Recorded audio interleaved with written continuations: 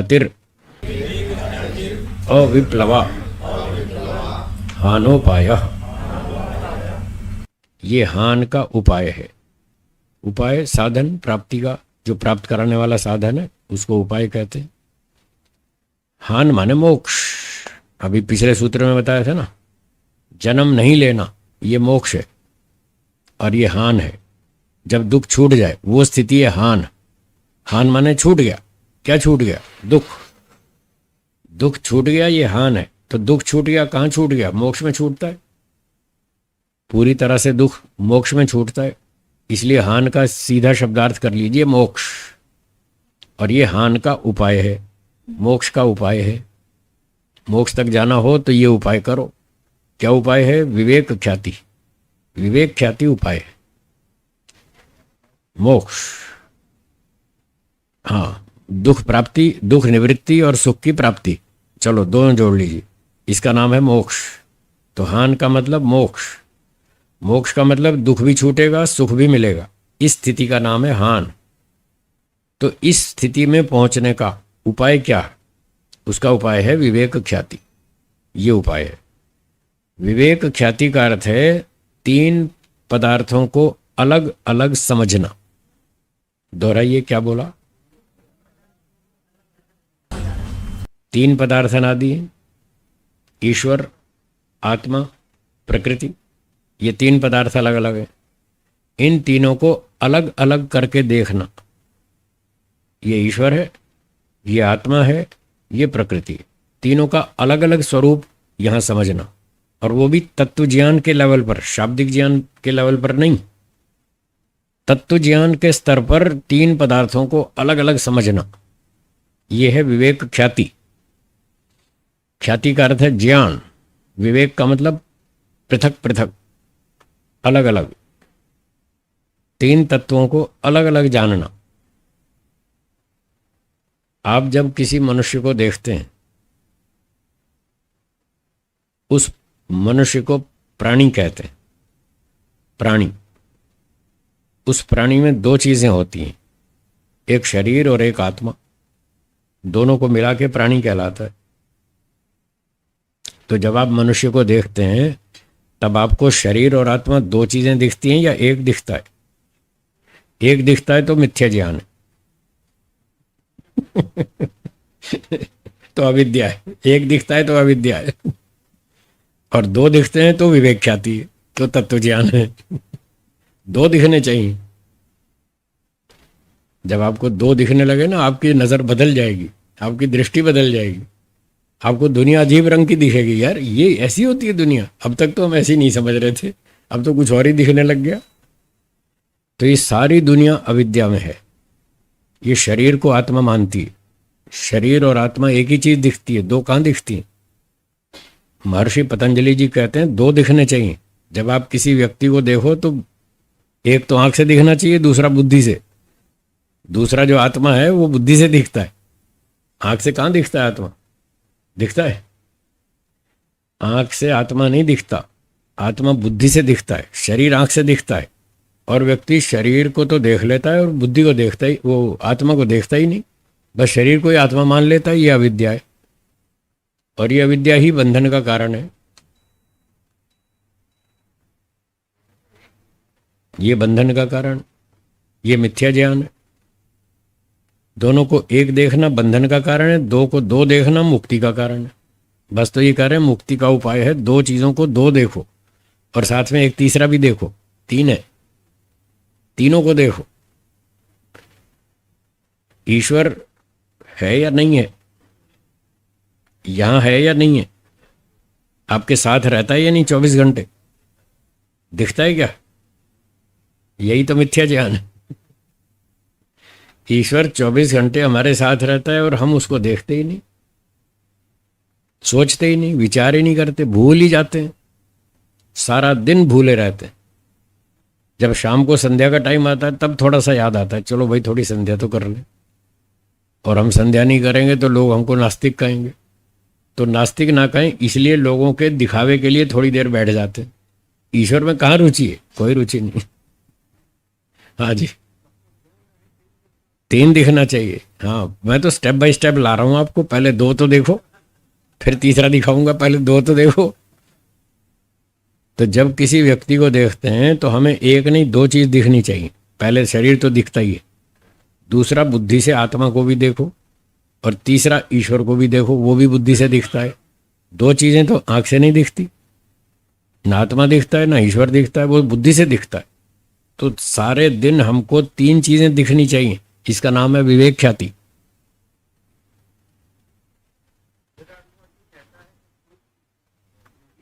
जब आत्म तत्व को हासिल कर लेता है तो एक शरीर के साथ आत्मा आत्म तत्व देखता, परमात्मा को देखता ही है, समझ नहीं सकता। ठीक बात, बिल्कुल ठीक बात।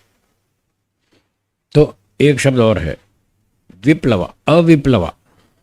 विवेक ख्याति कैसी विवेक ख्याति? अविप्लवा। विप्लव कहते हैं हिल जाना, टूट जाना, खो जाना, बिगड़ जाना, बिखर जाना, यह है विप्लव। हिल गई, खत्म हो गई, चली गई, खत्म, नष्ट हो गई, उसका नाम है विप्लव। और अविप्लवा खत्म नहीं होनी चाहिए, टिकने वाली होनी चाहिए, स्थिर रहनी चाहिए, लगातार विवेक ख्याति बनी रहे, मजबूत हो, पक्की हो, वो मोक्ष तक पहुंचाएगी। थोड़ी देर के लिए आपको तत्व ज्ञान हो गया कि हाँ ईश्वर भी है, आत्मा भी है, प्रकृति भी है, तीन चीजें। थोड़ी देर के लिए हुआ, 5-7 मिनट के लिए, उसके बाद खत्म। तो ये इतना कच्चा स्तर का ज्ञान आपको मोक्ष तक नहीं पहुंचाएगा। ये विप्लवा विवेक ख्याति है। तो विप्लवा नहीं पहुंचाएगी, अविप्लवा पहुंचाएगी। वो टिकनी चाहिए, जमनी चाहिए। मतलब सुबह से रात तक हमको तीन पदार्थ अलग अलग दिखने चाहिए, तो फिर वो अविप्लवा है, वो मोक्ष तक पहुंचा देगी।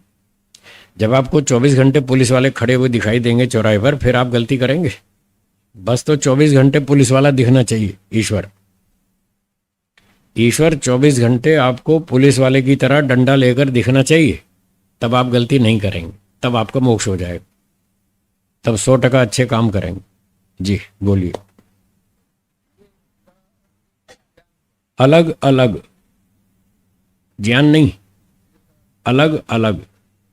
ख्याति का अर्थ है ज्ञान, विवेक ख्याति, अलग अलग ज्ञान होना। किसका? तीन तत्वों का। तीन तत्वों का अलग अलग ज्ञान होना, ये ईश्वर है, ये आत्मा है, ये प्रकृति है। तो तीनों अलग अलग दिखने चाहिए। और लोग पढ़े अविद्या में, अद्वैतवाद में, कहता अहम ब्रह्मास्मि, मैं ही ब्रह्म हूं। देखो भटके में। शास्त्र कह रहा है अलग अलग देखो, तुम दोनों को एक बना रहे हो, उल्टे काम कर रहे हो, तो तुम्हारा मोक्ष कैसे होगा? नहीं होगा। विवेक इसका नाम है, विवेक ख्याति का नाम है विवेक, अर्थात तत्व ज्ञान। हाँ, ये तत्व ज्ञान। इस तत्व ज्ञान से वैराग्य उत्पन्न होगा। दोनों में कारण कार्य संबंध है। कौन सा? कारण कार्य संबंध। थोड़ा कम कर। दोनों में कारण कार्य संबंध है। 29 का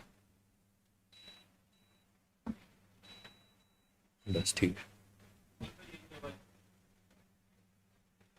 हाँ जी, विवेक ख्याति तत्व ज्ञान एक ही बात है।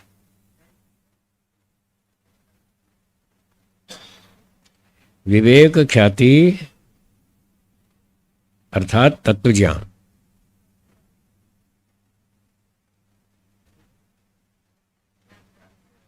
अर्थात तत्व ज्ञान, वास्तविक ज्ञान, तीनों का पृथक पृथक ज्ञान।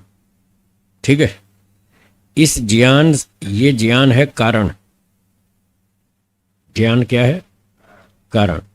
इस कारण से वैराग्य रूपी कार्य उत्पन्न होगा। क्या बोला? वैराग्य कार्य है, तत्व ज्ञान कारण है। तीनों को जब अलग अलग देखेंगे, ये तत्व ज्ञान है, इससे वैराग्य हो जाएगा। कैसे हो जाएगा? सुनिए। तीनों का अलग अलग चिंतन करेंगे। आपको क्या चाहिए? सुख चाहिए, हाँ या ना? कितने टका? 100%। 100% चाहिए। 100 से कम किसको चलता है? नहीं चलता है। 100% वैराग्य सुख चाहिए। ये आपकी इच्छा है, आपका लक्ष्य है। 100% सुख चाहिए, 100% दुख छूटना चाहिए। ये दो चीज़ें आपका लक्ष्य है, हाँ या ना। अब हमारे पास 3 पदार्थ हैं, तीनों का परीक्षण कर लीजिए, तीनों का विचार कर लीजिए। क्या प्रकृति आपको 100% सुख दिला सकती है? रोटी, कपड़ा, मकान, मोटर गाड़ी, सोना चांदी, संपत्ति, बंगला, कार, मान सम्मान, क्या ये जड़ पदार्थ आपको 100% सुख दे सकते हैं? तो एक का फैसला हो गया, आपका लक्ष्य है 100% सुख प्राप्ति और ये प्रकृति नहीं दिला सकती। एक का निर्णय हो गया, इसका नाम है तत्व ज्ञान। ये सच्चाई है, ये वास्तविकता है। अब दूसरा पदार्थ जीवात्मा, उसको देखो। कोई जीवात्मा आपको 100% सुख दे सकता है? नहीं दे सकता। बस 100 ही तो चाहिए। आपको कितना चाहिए? 100%। और कोई जीवात्मा 100% सुख आपको नहीं दे सकता। ये तत्व ज्ञान, इसको यहां बिठाना है, सर में यहां बिठाना है। 100% कोई जीवात्मा आपको सुख नहीं दे सकता, 100% कोई भौतिक पदार्थ आपको सुख नहीं दे सकता। ऐसे अलग अलग समझना है तीनों तत्वों को। इस अलग अलग समझने का नाम तत्व ज्ञान है, इसका नाम विवेक ख्याति है। अब तीसरा बचा ईश्वर। क्या ईश्वर 100% सुख दे सकता है? हाँ, दे सकता है, दे सकता है ना। बस ऐसे तीनों को अलग अलग समझना। तो प्रकृति 100% सुख नहीं दे सकती, जीवात्मा 100% सुख नहीं दे सकता, ईश्वर 100% सुख। तो अब आपकी बुद्धि क्या कहती है, किसके पीछे पड़ना चाहिए? जिसके पीछे आप पड़ेंगे उसमें आपको रुचि हो जाएगी, आकर्षण हो जाएगा, प्रेम हो जाएगा, क्योंकि आपका लक्ष्य वही पूरा कर सकता है और कोई कर नहीं सकता। जो चीज आपका लक्ष्य पूरा नहीं कर सकती,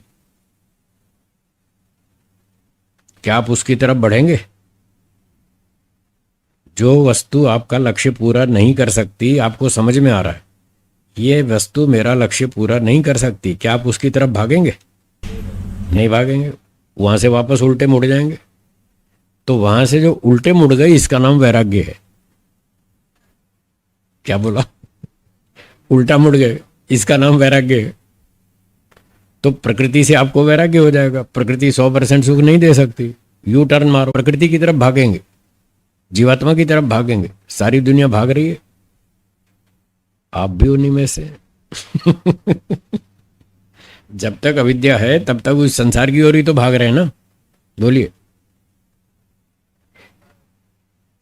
कि मान लो जीवात्मा का जो स्वरूप है, उसको अगर परमात्मा कोई सहायता करता है तो वो देख सकता है, सुन सकता है, जान सकता है। ये शरीर रूपी सहायता। ठीक है, ठीक है।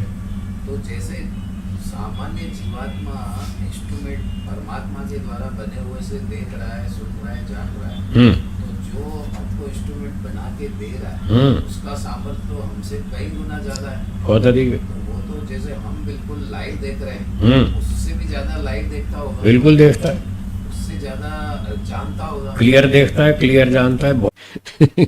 खुद तो दूसरे के मकान में बैठा है भाड़े पर, और मुझे कहता मैं बैठा हूं ना। तो फिर दुनिया आपको ऐसी दिखेगी, फिर उसमें रुचि नहीं रहेगी, उसका प्रभाव बिल्कुल फीका हो जाएगा, बिल्कुल कम हो जाएगा। और जैसे जैसे ईश्वर समझ में आएगा, उसका प्रभाव इतना बढ़ जाएगा, इतना बढ़ जाएगा। जैसे सूर्य का प्रकाश इतना तीव्र है, दिन में एक सूरज चमकता है, सारी दुनिया साफ दिखती। रात को आप कुछ भी कर लो, कितनी भी लाइटें जला लो, ऐसा लाइट प्रकाश नहीं मिलेगा जैसा एक सूर्य चमकता है और कितना सुंदर प्रकाश होता है, और हर चीज साफ सुथरी दिखती है, संशय रहित, भ्रांति रहित, बिल्कुल स्पष्ट दिखती है। तो जब ईश्वर समझ में आएगा तो सूर्य की तरह प्रभावशाली होगा, हर चीज साफ साफ दिखेगी। जी, समझने का प्रयास करते हैं तो उसकी जटिलता इतनी बढ़ जाती है, इतनी ज्यादा बढ़ जाती है कि फिर ये जो दिमाग काम नहीं करता, वो फिर ऐसा काम नहीं करता ना। जवाब दे जाता है। तो इसके लिए क्या करना, उसका उपाय सुनिए। आपको प्यास लग गई, आपने सोचा भाई पानी पी लें, प्यास लग रही है, तो पूछा किसी से भाई पानी कहाँ मिलेगा, उसने कहा वो सामने नदी बह रही है, जाओ वहाँ पी लो। तो आप अपना ग्लास लेके चले, नदी पर गए, देखो अरे ये तो बहुत बड़ी नदी है, इतनी चौड़ी नदी है, इतना सारा पानी मैं कैसे पीऊंगा, ये सारा पानी तो मैं पी नहीं पाऊंगा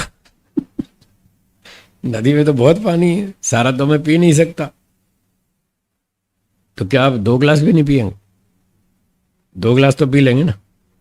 तो आप क्या करेंगे, 1 गिलास भरेंगे, पी लेंगे, फिर कहेंगे हाँ अब अच्छा लग रहा है। अभी प्यास पूरी नहीं बुझी, 1 गिलास और पियो, 1 और भर लिया आपने, दूसरा गिलास पी लिया, अब आपको तृप्ति हो गई, बस बात खत्म हो गई। अब नदी में जितना भी पानी वो होता रहे, उससे आपको क्या लेना देना। अगर आपने ये सोच लिया कि सारा पानी कैसे पीऊंगा तो टेंशन होगी। मेरी बात सुनो सुनो, ध्यान से सुनो। अगर आपने ये सोचा कि सारा पानी कैसे पीऊंगा तो टेंशन होगी, और इतना सोचें कि सारा पानी मुझे पीना ही नहीं है, मेरा काम 2 गिलास से चल जाता है, मुझे 2 गिलास पीना, बाकी चलने दो, और कोई लोग पी लेंगे, मुझे 2 गिलास पानी पीना, 2 गिलास पी लूंगा, बात खत्म हो गई। अब आपको टेंशन नहीं होगी। तो जब आप ईश्वर की व्यवस्थाओं को समझेंगे और उसमें जटिलताएं दिखेंगी जो आप कह रहे थे, तो सारी जटिलता को मत देखो, सारी जटिलताओं को मत देखो। ईश्वर की तो शक्ति बहुत अधिक है, आपकी समझ में नहीं आएगी। आप तो अपने लायक सीख लो कि हाँ ईश्वर की इतनी अच्छी व्यवस्था है, मेरा काम ठीक चल रहा है, बस ठीक है, धन्यवाद, हो गया। ज्यादा डीप में उतरोगे तो बुद्धि खराब हो जाएगी। ज्यादा डीप में नहीं उतरना। आप यूं सोचने लग जाएं कि भगवान सबका हिसाब कैसे रखता होगा, तो पागल हो जाएंगे पागल हो जाएंगे। वो नहीं सोचना, इतना सोचना है कि भगवान मेरा हिसाब ठीक रखता है कि नहीं रखता है, बस इतना सोचो।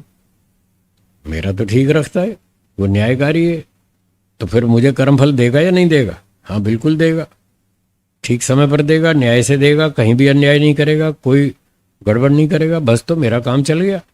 बाकी वो क्या करता है क्या नहीं करता उसका काम वो जाने। जी अब बोलिए। की स्तुति करनी चाहिए, करनी चाहिए। करनी चाहिए। तो स्तुति से उन्होंने ये निकाला कि इसके गुणों का वर्णन, ठीक है, गुणों का वर्णन करना चाहिए, जिससे ईश्वर में रुचि उत्पन्न होती ठीक है, बिल्कुल ठीक है, तो ईश्वर के गुणों का अगर हम वर्णन जब करेंगे। ऐसी थोड़ी जटिलता देखते हैं तो उसकी मानता भी समझना, हाँ मानता भी समझना कि इतना सामर्थ्यवान है और इतना सटीक न्याय कर सकता है, इतना सटीक देख सकता है, इतना सटीक जान सकता है। इस अर्थ ईश्वर की स्तुति करनी चाहिए, गुणों का वर्णन करना चाहिए। मैं भी कह रहा हूँ, मैं 100% सहमत हूँ इस बात से जो महर्षि दयानंद जी कह रहे हैं, मैं 100% सहमत हूँ। बस मैं ये कह रहा हूँ थोड़ी सीमा बना ले। हाँ, सीमा नहीं बनाई तो पागल हो जाएंगे फिर दिमाग काम नहीं करेगा। हाँ, बस सीमा बना लें भी, जितना हमको अच्छा है समझ में आ गया, बस आ गया, ठीक है, बहुत खत्म। एक व्यक्ति ने कहा ईश्वर अनंत है, मैंने कहा हाँ अनंत है। ये अनंत पे भी चर्चा चलती है, तो ये भी एक टेढ़ा मेढ़ा विषय है, समझ में नहीं आता लोगों को कि ईश्वर अनंत है। तो उसने फोन किया मुझे, अच्छा विद्वान था, फोन पर ये शंका उठाई कि जी लोग कहते हैं ईश्वर अनंत है, इसके 2 मतलब हो सकते हैं। मैंने कहा बताइए। पहला मतलब तो ये हो सकता है कि ईश्वर का अंत है ही नहीं, अनलिमिटेड। और दूसरा अर्थ ये है कि अंत तो है पर हम नहीं समझ पाएंगे, हमारी बुद्धि छोटी है, वो बहुत अधिक है, उस सीमा तक हम सोच नहीं पाएंगे। तो 2 में से कौन सा अर्थ ठीक है, ऐसा उसने कहा। मैंने कहा आप 2 में से कुछ भी मान लो, आपकी समझ में तो आएगा नहीं। चाहे अनलिमिटेड मान लो तो भी समझ में नहीं आएगा, और चाहे लिमिटेड मानो तो भी आपकी समझ से तो बाहर ही है। तो आप कुछ भी मान लो, क्या फर्क पड़ता है?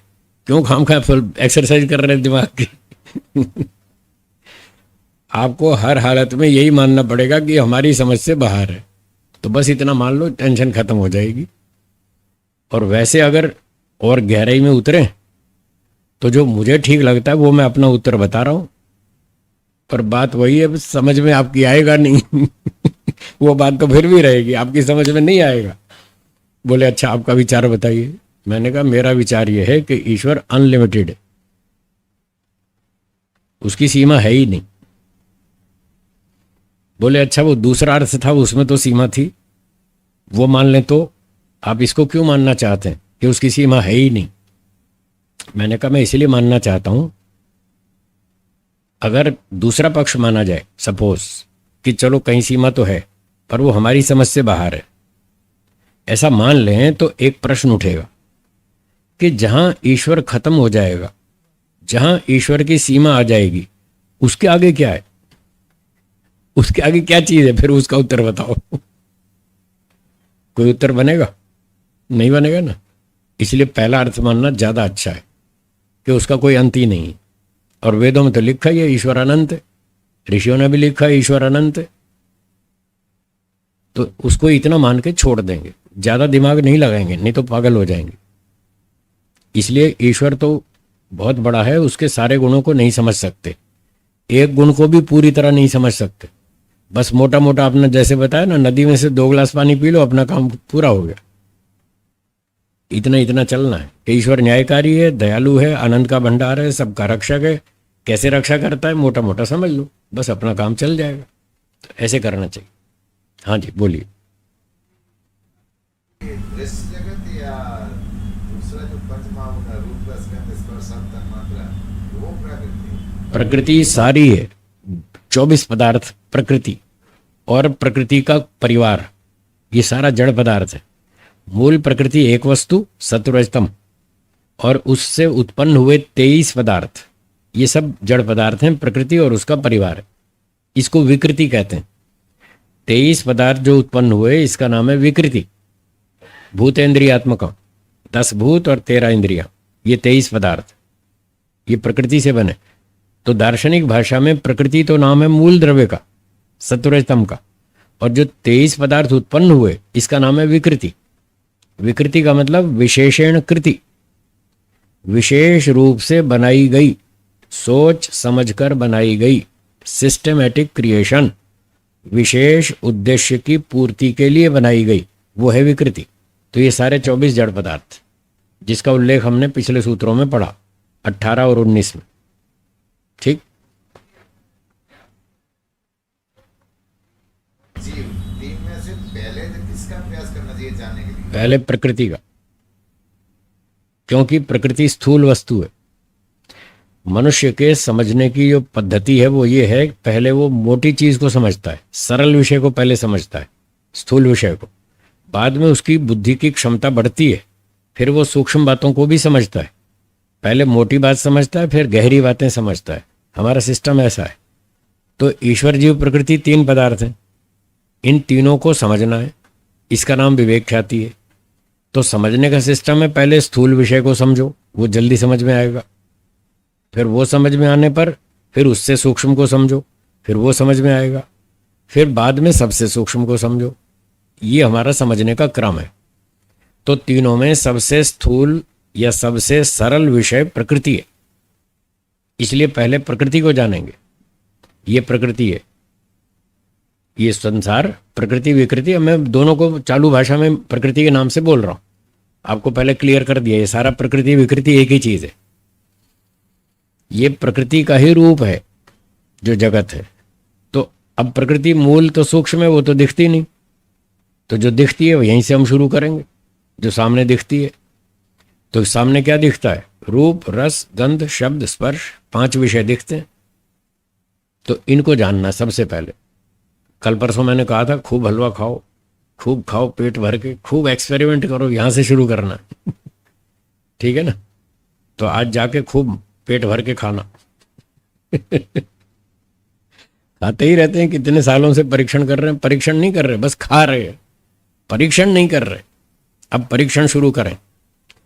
खूब जम के खाओ, खीर, पूरी, हलवा, मिठाई, पूरी, कचौरी, समोसे सब खाओ, और खा के रिजल्ट निकालो कि रिजल्ट क्या आया, तृप्ति हुई या नहीं हुई। ऐसे रिजल्ट निकालिए। 1 परीक्षण, 2 परीक्षण, 3 बार, 4 बार, 10 बार परीक्षण करें, और अंत में रिजल्ट निकालें, क्या हुआ, तृप्ति हुई कि नहीं हुई। अगर हुई तो ठीक है, चालू रखो, चालू रखो, खाते जाओ, सारी जिंदगी खाते रहो। आपको तृप्ति हो रही, और क्या चाहिए? सुख ही तो चाहिए, सुख तो मिल ही रहा है, फिर चालू रखो। और अगर ये रिजल्ट आए कि तृप्ति तो हुई नहीं, जिस इच्छा से हमने खाना पीना भोगना शुरू किया था वो इच्छा तो पूरी हुई नहीं। अगर ये रिजल्ट आए तो फिर बुद्धि का इस्तेमाल करो। फिर जो हमारा काम पूरा नहीं हो रहा उस तरफ भागना पागलपन है। जहां जाने से हमारा उद्देश्य पूरा नहीं होता वहां जाना तो बुद्धिमत्ता नहीं है ना। तो क्यों भागें फिर? ये सोच करके फिर आप वहां से यू टर्न मारेंगे। प्रकृति समझ में आ गई, देख लिया, खा लिया, पी लिया, घूम लिया, देख लिया, सुन लिया, सूंघ लिया, सब काम कर लिया, इसमें इच्छा तो शांत होती नहीं, तो क्यों जाना इस तरफ? यहां से निकलो वापस। फिर जीवों के साथ बैठो, गप्पे मारो, अपने भाई भतीजों के साथ, दोस्तों के साथ, मित्रों के साथ, पति पत्नी के साथ बैठ के खूब गप्पे मारो और देखो तृप्ति हुई कि नहीं हुई। 2 घंटा गप्पे मारने के बाद देखो कैसा लगता है। बोर हो जाएंगे, आपकी इच्छा खत्म नहीं होगी, बोर हो जाएंगे बातें कर करके, बातें खत्म हो जाएंगी, फिर कोई बात ही नहीं बचेगी, क्या बात करें। फिर एक दूसरे की शक्ल देखेंगे, 1 घंटा दूसरे की शक्ल देखो, आप तंग आ जाएंगे। जिसकी शक्ल बहुत अच्छी लगती है ना, बहुत पसंद है, 1 घंटा लगातार उसके चेहरे पर देखो, अपनी नजर वहां से हटाना नहीं, 1 घंटे तक लगातार देखो जो आपको बहुत फेवरेट दिखता है। आप पागल हो जाएंगे 1 घंटे में, कहे छोड़ यार तू आंख बंद कर, छोड़ निकाल इस आदमी को, पागल है तो, ऐसा हो जाएगा। जी बोलिए। यही तो है एक्सपेरिमेंट जी। जब कोई योगी साधना स्वाध्याय तप ईश्वर प्रधान की सारी कक्षाओं को पार करता हुआ, अपरा विद्या को भी पार करता हुआ जब परा विद्या में प्रविष्ट होता है, तो परा विद्या क्या है, उस समय जो सूक्ति कही गई कि आत्मवत् सर्वभूतेषु, तब उसमें जब वो ध्यान करता है तो और जगत में जब भ्रमण करता है तब उसको दोनों चीज दिखती है। तो वो उसको आत्मा भी दिखता, शरीर भी दिखता है। ये अनुभव का मैं आपको कह रहा हूँ, ये सत्य है कि नहीं? बिल्कुल सही, आइए अपना अनुभव। सही है, सही है, बहुत अच्छा।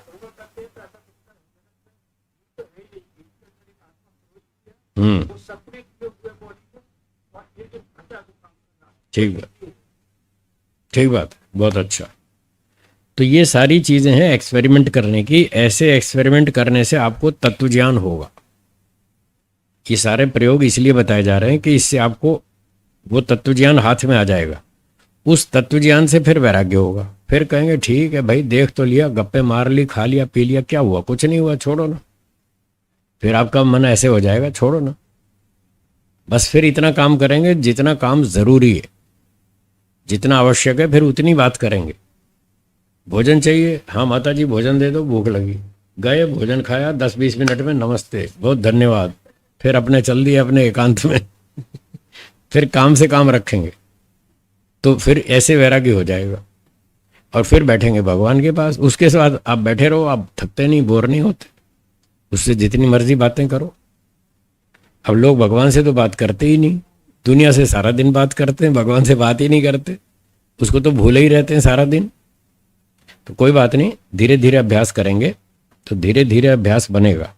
ऐसे एक एक चीज का परीक्षण करते जाएंगे। पहले प्रकृति से आपका मन उचाट हो जाएगा, थक जाएंगे, बोर हो जाएंगे, तो यहाँ से वैराग्य हुआ। फिर जीवात्माओं का परीक्षण करेंगे, उनसे भी वैराग्य हो जाएगा। फिर ईश्वर का परीक्षण करेंगे, वहां आपका मन टिकेगा, शांति मिलेगी। जितना जितना ईश्वर को समझेंगे, ईश्वर के गुणों को समझेंगे कि ईश्वर आनंद स्वरूप है, कैसा बढ़िया आनंद है, कितना आनंद है,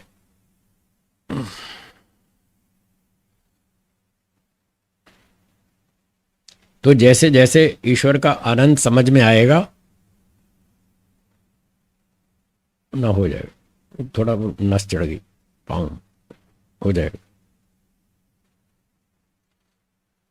तो जैसे जैसे ईश्वर समझ में आएगा उसका आनंद आपको मिलने लगेगा। फिर उसमें जो तृप्ति होगी वो दुनिया में कहीं भी नहीं होगी। तो ये धीरे धीरे होगा, समय लगेगा। पढ़ाई करेंगे, चिंतन करेंगे, एकांत में रहेंगे, इन बातों पर जितना अधिक विचार करेंगे उतना उतना प्रगति होगी। इसलिए कहा था घर में रह के मुक्ति नहीं मिलती।